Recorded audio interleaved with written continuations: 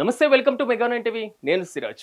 గత 2 నెలలుగా స్వామియే శరణం అయ్యప్ప అనేటువంటి నామస్మరణతో మారుమోగినటువంటి శబరిమల క్షేత్రం నేటితో ప్రశాంతతను సంతరించుకుంది. సుదీర్ఘంగా సాగినటువంటి మండల మకర విలక్కు యాత్ర సీజన్ నేటితో అధికారికంగా ముగిసింది. కోట్ల మంది భక్తులు ఇలవేల్పైనటువంటి అయ్యప్ప స్వామి నేటి నుంచి యోగా నిద్రలోకి వెళ్తారు.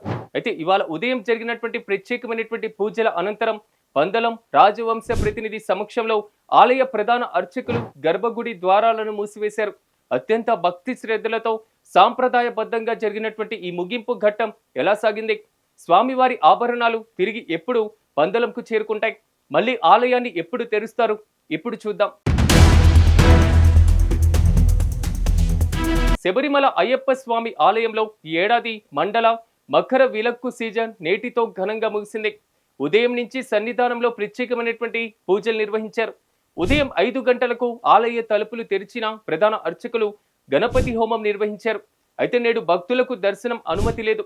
కేవలం పందలం రాజవంశ ప్రతినిధికి మాత్రమే దర్శన భాగ్యాన్ని కల్పించారు. సాంప్రదాయం ప్రకారం పందలం రాజవంశ ప్రతినిధి తికెత్తనాల్ రాజరాజ వర్మ స్వామివారికి దర్శించుకున్నారు. ఆయన రాకతో సన్నిధానంలో కోలాహలం నెలకొంది. రాజ ప్రతినిధి దర్శనం పూర్తయిన తర్వాత ఉదయం 6:30 సమయంలో ఆలయాన్ని మూసివేత ప్రక్రియ మొదలవుతుంది. అంతకుముందు స్వామివారికి పవిత్రమైనటువంటి భస్మాభిషేకం నిర్వహించారు. అనంతరం స్వామివారి మెడలో రుద్రాక్ష మాల వేసి చేతిలో యోగా దండ ఉంచి ధ్యాన ముద్రలో అలంకరించారు. చివరిగా హరివరాసనం గీతాన్ని ఆలపిస్తూ ఒక్కో దీపాన్ని కొండెక్కిస్తూ స్వామివారిని యోగా నిద్రలోకి పంపారు. అనంతరం గర్భగుడి ద్వారాలను మూసివేశారు. ఆలయాన్ని మూసివేసిన అనంతరం జరిగేటువంటి తాళాల అప్పగింత కార్యక్రమం చాలా కీలకమైనది. గర్భగుడి తాళాల గుత్తిని ప్రధాన అర్చకులు పందలం రాజప్రతినిధి చేతికి అందిస్తారు. ఇది రాజుకు ఆలయం పైన ఉన్నటువంటి అధికారాన్ని సూచిస్తుంది. ఆ తాళాలను స్వీకరించిన రాజప్రతినిధి పవిత్రమైనటువంటి 18 మెట్లు దిగి కిందకి వచ్చారు. అక్కడ ట్రావెన్కోర్ దేవస్థానం బోర్డు అధికారులకు ఆ తాళాలను అప్పగించారు. అనంతరం ఆయన తిరిగి పందలానికి బయలుదేరారు. దీంతో ఈ ఏడాది యాత్ర సీజన్ కు అధికారికంగా తెరపడినట్లయింది. మకర విలక్కు నాడు స్వామివారికి అలంకరించినటువంటి పవిత్రమైన తిరువాభరణాలు కూడా నేడు తిరిగి పందలం రాజప్రసాదానికి బయలుదేరాయి. ఆలయం మూసివేసినటువంటి తర్వాత ఈ ఆభరణాల పెట్టెలను గురుస్వాములు తలపైన పెట్టుకొని శబరిమల నుంచి కదిలారు. సాంప్రదాయ అటవీ మార్గం గుండా ఈ ఊరేగింపు సాగుతుంది. లహలోని అటవీ శాఖ సత్రంలో ఈరోజు రాత్రి బస చేస్తారు. పెరునాడు అరుమునుడ మీదుగా ఈ యాత్ర సాగుతుంది. చివరిగా జనవరి 23వ తేదీన ఉదయం ఈ ఆభరణాలు పందలం రాజ ప్రసాదానికి చేరుకుంటాయి.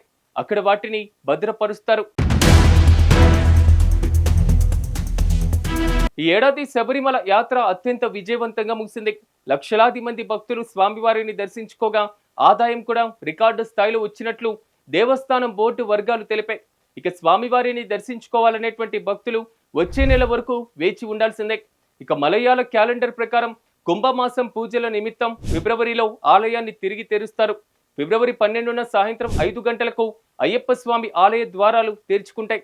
ఇక ఫిబ్రవరి 13 నుంచి 17 వరకు 5 రోజుల పాటు ప్రత్యేకమైనటువంటి పూజలు జరుగుతాయి.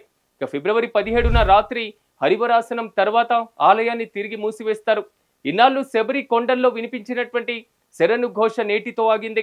మళ్ళీ ఫిబ్రవరిలో కుంభమాస పూజల సమయంలోనే భక్తులకు స్వామివారి దర్శన భాగ్యం కలుగుతుంది. అప్పటి వరకు స్వామివారి యొక్క యోగ నిద్ర కొనసాగుతుంది. ఇక భక్తులు ఆన్లైన్ బుకింగ్ ద్వారా వచ్చేటువంటి నెల దర్శనానికి ఏర్పాట్లు చేసుకోవచ్చు.